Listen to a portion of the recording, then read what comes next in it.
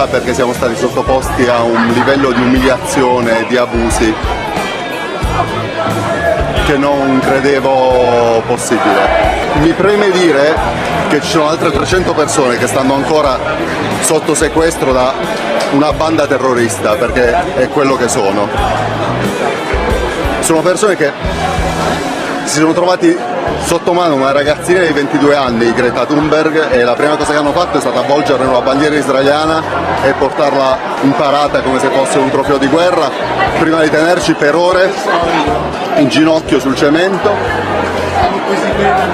Io ho avuto la sfortuna di passare il controllo di frontiera proprio davanti a Itamar Ben-Gvir, che era venuto a farsi selfie con noi, a chiamarci terroristi, quindi questa cosa ha incattivito le sue guardie, che hanno approfittato per, diciamo, stringerci i polsi con le fascette nella maniera più forte e fastidiosa possibile, dopodiché siamo stati lasciati per 4 ore al freddo, con l'aria condizionata al massimo, con una magliettina leggera perché ci hanno tolto tutti i vestiti, umiliazioni continue, non si dorme in quella prigione, ogni 2 ore arrivano, ti svegliano, ti buttano giù dal letto, ti riuniscono in celle con 20 persone in maniera tale da dover dormire per terra o dover dividere un materasso in 3 o 4 persone, ci hanno aizzato contro i cani, ci hanno puntato contro mitragliatrici mentre eravamo ingabbiati da fuori dalla porta con i puntatori laser addosso.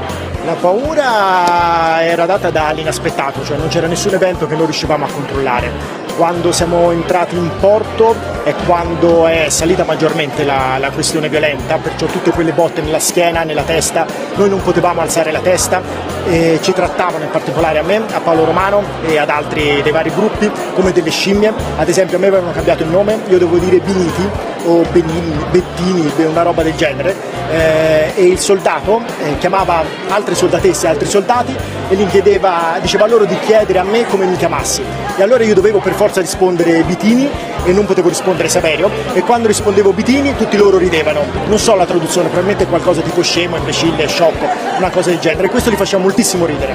Oppure quando davano ordini tipo down down down down e io dovevo sempre abbassare la testa, ora ci sono i microfoni, non lo posso fare, fino alle ginocchia. Oppure quando dicevano up molto forte, allora dovevo saltare immediatamente sopra.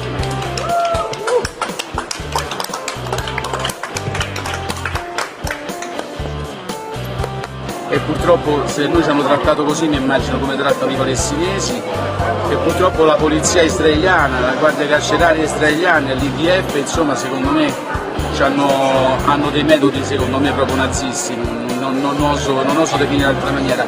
Noi ci hanno fatto stare 5 ore dentro il cellulare, l'autobus che ci portava, legati con la fascetta di plastica, in 2 dentro un contenitore che era 1,20 m per 80 cm. A me mi hanno tolto le pastiglie dell'alta pressione, io la pressione me l'hanno levata e buttate. Poi loro dottori mi hanno detto che com'era la marca, io ho fatto ma me avete buttate, perché me avete buttate? Vado a cercare dentro il bidone della spazzatura.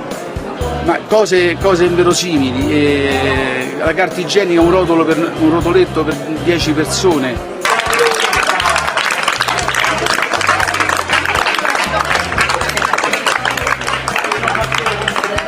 E ci hanno messo in galera, mi hanno messo in carcere duro, stamattina ero ancora in una cella in prigione, in condizioni pesanti, molto molto pesanti. La cosa più importante secondo me è far vedere al mondo che il re è nudo, cioè quello che si dice effettivamente è, e quello che fanno gli israeliani è assolutamente illegale. 3 compagni nostri del nostro equipaggio sono rimasti là in prigione e subiranno un processo.